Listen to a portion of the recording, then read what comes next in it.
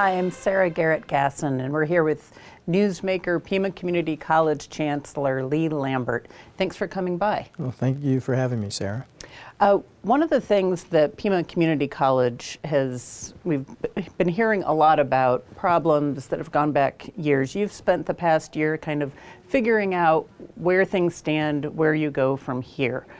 What about the culture at Pima Community College? Can you tell us about that? I think the first piece is focusing on what's the mindset of the institution. So what I mean by that is, what standard are we going to set as employees that we want to live by? And I have been talking about the standard being the premier community college in the country.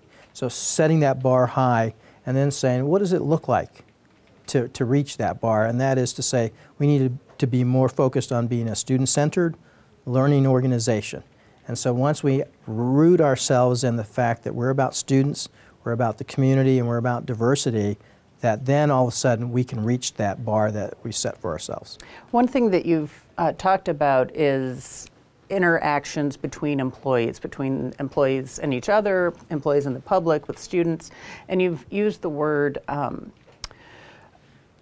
why don't you explain it? Right. So one aspect of being able to change that mindset is recognizing how we interact with one another as employees, whether it's faculty, staff, or administrators, and that notion of how do we interact in a way that is civil, that is respectful, and the other side of that is, what does it look like when we're not? And the way I refer to that is abrasive types of behavior or conduct that get in the way of civility and respect. So it's more than just being nice to each other, though. It's about what is abrasive behavior in an employee. Like, what's an example? So we have to be able to have difficult conversations, but do it in a way that we're not name-calling or putting down somebody, or a simple thing is rolling the eyes when someone is talking to you and you don't agree with them, so you roll your eyes. That's abrasive behavior.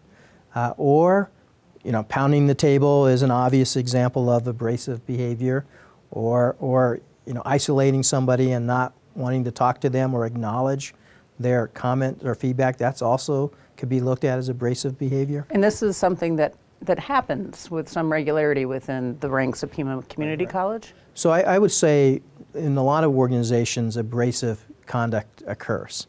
But at Pima Community College, it has certainly been exacerbated because it was modeled at the very top with the former Chancellor.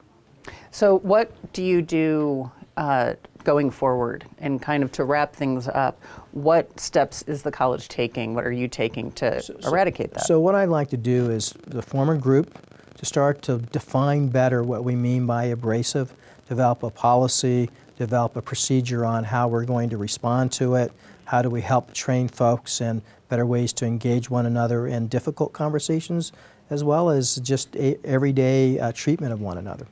Great. Well, thank you very much for coming by the Arizona Daily Star. It was great to have you. It was great to be here, Sarah. Thank you.